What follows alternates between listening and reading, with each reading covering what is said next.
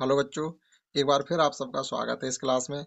आज आपको पढ़ाने वाले हैं क्लास 4 का अंक जगत, यानी क्लास 4 की अंक जगत, दैट इज अंक जगत को कहते हैं गणित। क्लास 4 की गणित की कार्य पुस्तिका इस क्लास में पढ़ाने वाले हैं, जिसमें आज पढ़ाना है आपको डे 16, यानी डे 16 से पढ़ाना है। 16 हो जाए, 17 हो जाए, 18 जितना भी पढ़ जाए, तो 16 डे से शुरू करते हैं। और एक्सरसाइज है पुनरावर्तन, यानी रिवीजन एक्सरसाइज आपकी चल रही है। तो पहला सवाल इसमें है, निम्न में पहले अनुमानित उत्तर सोचिएगा फिर हल करिएगा। अनुमानित का मतलब आप पहले अंदाज से ही बताइएगा कि कितना होना चाहिए। अंदाज का मतलब ये होता है कि एक्यूरेट भी बता सकते हैं आप, एक्यूरेट से थोड़ा ज़्यादा भी बता सकते हैं, और जो सही उत्तर है उससे थोड़ा कम भी बता सकते हैं, तो वही अनुमानित होता है। तो पहला सवाल इसमें है 34 × 8 लिखा हुआ है, इसका मतलब ये 34 का 8 में गुणा करना है। तो कैसे अनुमान लगाएंगे कितना होना चाहिए? अगर यहाँ 30 होता तो 30 का 30 × 8 होता, तो 8 दिया 24, 240 हो गया। तो अनुमानतः 240 से थोड़ा ज़्यादा होगा ये, क्योंकि 4 यहाँ से ज़्यादा है। तो 8 चौक 32, 40 में 32 और जोड़ दिए, 72 हो गया। तो 372 हो गया लगभग, या उतना आएगा। देखिएगा तो मल्टीप्लाई कर लिया, 8 चौकू 32 की 2, हासिल लगी 3, और 8 3 24 और 3 27, 272 आ गया। इसी प्रकार से इसमें देखो, पहले आप अपना अंदाजा लगाइए कितना हो सकता है। अगर यहाँ 40 होते तो 40 की एक जीरो आती, 6 चौक 24, 240 हो गया।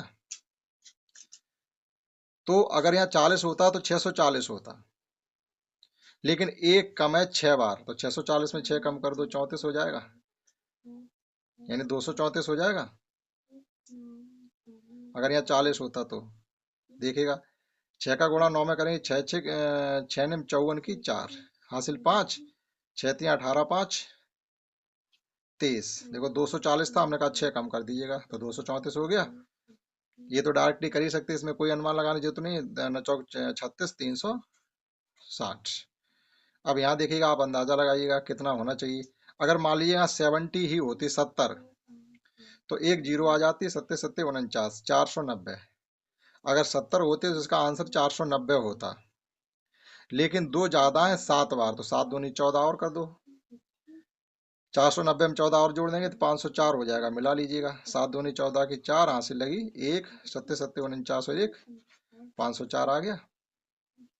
तो इस प्रकार से आप पहले सोच के लगभग उस जगह पहुंचे और फिर जवाब बता सकते हैं इसका।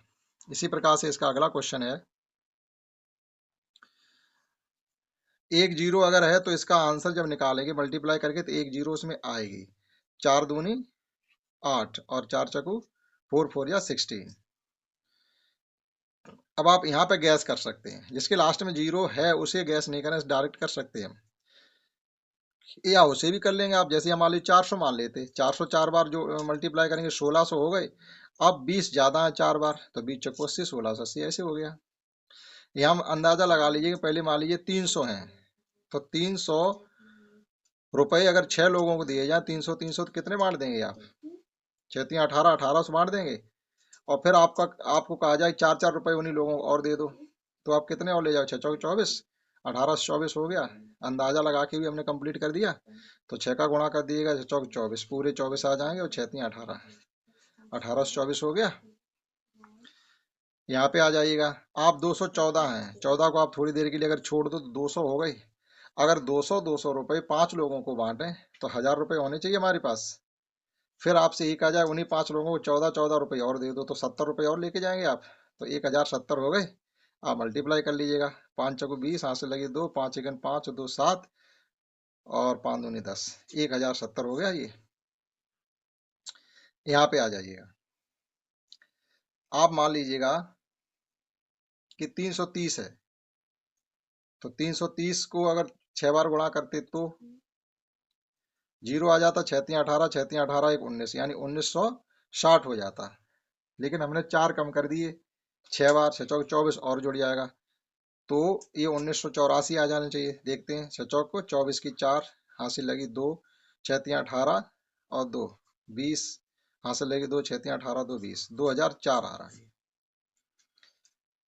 6 चौक 24, वो सॉरी गलत हो गया, 6 चौक 24 की 4, हासिल लगी 2, 6 हाँ सही, 6 3 18 और 2 20, और 6 3 18 सही है। 2004 आएगा। अगला क्वेश्चन देखते हैं 2। खाली बॉक्स में उचित संख्या भरिएगा।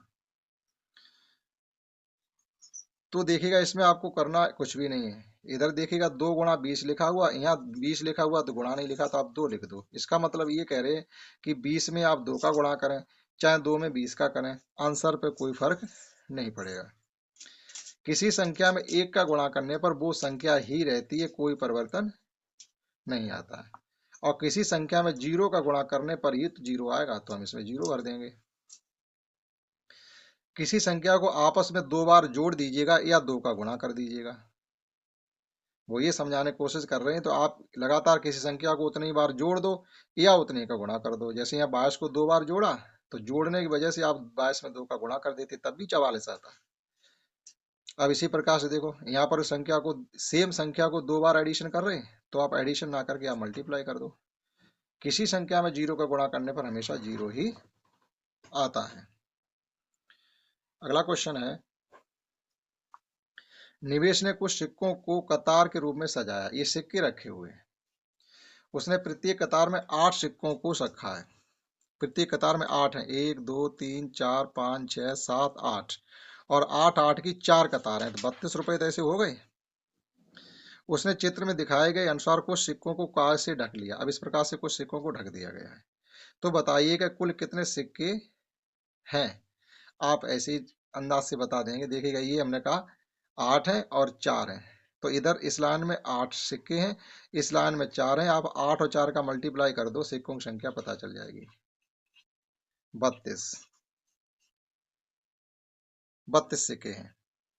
देखते हैं क्लास, वो डे 17 यानी 17वें दिन की क्लास क्या है। डे 17 की क्लास है, यानी 17वें दिन की क्लास है कि नीचे दिए गए प्रश्नों को आप हल करिएगा। ये भी रिवीजन एक्सरसाइज ही है कि 5 बॉक्स में समान रूप से 15 लड्डू डालें। यहाँ पर ये कहा जा रहा है कि आपको 5 डिब्बे दे दिए गए हैं और आपको लड्डू 15 दे दिए गए, और ये कहा गया कि ये लड्डू 15 5 डिब्बों में बराबर बराबर पैक करने हैं। तो सीधी सी बात, आप कितने कितने डालेंगे? 3 लड्डू इसमें, 3 इसमें, 3 इसमें, 3 इसमें, 3 इसमें, 3 पंचे 15 लड्डू हो गए, बात खत्म। अब इनके प्रश्नों के जवाब दे दो। प्रत्येक डिब्बे में कितने लड्डू आएंगे? 3 लड्डू। प्रत्येक डिब्बे में 3 लड्डू आएंगे। अगर 5 का पाड़ा 15 में पड़ेंगे 3 बार, यदि वह 3 बॉक्स का उपयोग करता, अब मान लो 5 की जगह 3 बक्से हो जाते, तो आप 5 लड्डू इसमें डालते, 5 इसमें डालते, 5 इसमें डालते। कहने मतलब ये 15 लड्डू हैं, या तो आप 5 डिब्बों में डालोगे तो 3 3 आएंगे, और 3 3 अगर 3 डिब्बों में अगर पैक करना चाहते हो तो 5 5 लड्डू आ जाएंगे। तो अब की बार यहाँ पर आप 15 को 3 से भाग करोगे तो 5 आ जाएगा। इस प्रकार से इसे किया जा सकता था। क्वेश्चन 2 है, नीचे दिए तस्वीर को देखकर जवाब लिखिएगा। क्या लिखना है? यदि एक बॉक्स में 6 पेंसिल रखी जाती हैं तो कितने बॉक्स बनेंगे? ये पेंसिलें खुली पड़ी हैं और ये कह रहे एक बॉक्स में आप 6 रखिएगा, तो कितने बॉक्स बन जाएंगे? 1 2 3 4 5 6 7 8 9 10 11 12 13 14 15 16। 16 पेंसिलें हैं हमारे पास, लेकिन एक डिब्बे में तो 6 ही आ रही हैं। एक बॉक्स में 6, तो 2 डिब्बे तो कंप्लीट हो जाएंगे और पेंसिलें बच भी जाएंगी।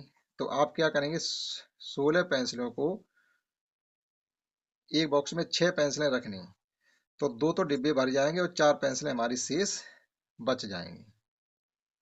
अब ऊपर किए गए हल के अनुसार निम्न प्रश्नों के फिर उत्तर दीजिएगा कि अगर आप इन पेंसिलों को कितने बॉक्स में भर पाएंगे? तो 2 ही डब्बों में तो भर पाएंगे, 6 के हिसाब से तो 2 ही डब्बे भरे जाएंगे।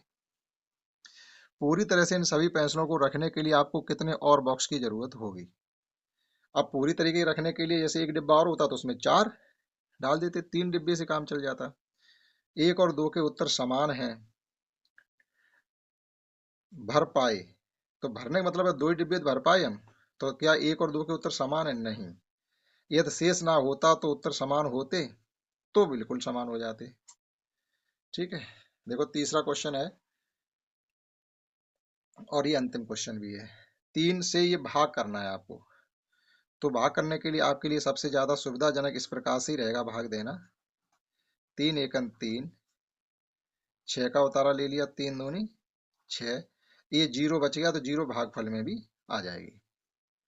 इसी प्रकार से 4 का भाग देना है हमको 436 में, तो 4 एकन 4, 0 बच गया, 3 का उतारा ले लिया, 3 के उतारा से काम नहीं चलता, एक 0 बढ़ा दिया, 6 का उतारा। अगर लगातार दो संख्याएं हम नीचे उतार के लाते हैं तो भाग टूटे की बिंदी आ जाती, 4 निम्मा 36। 2 का भाग देना है 536 में, 2 दूनी 4, 1 बच गया, 3 का उतारा ले लिया, 2 छिक्के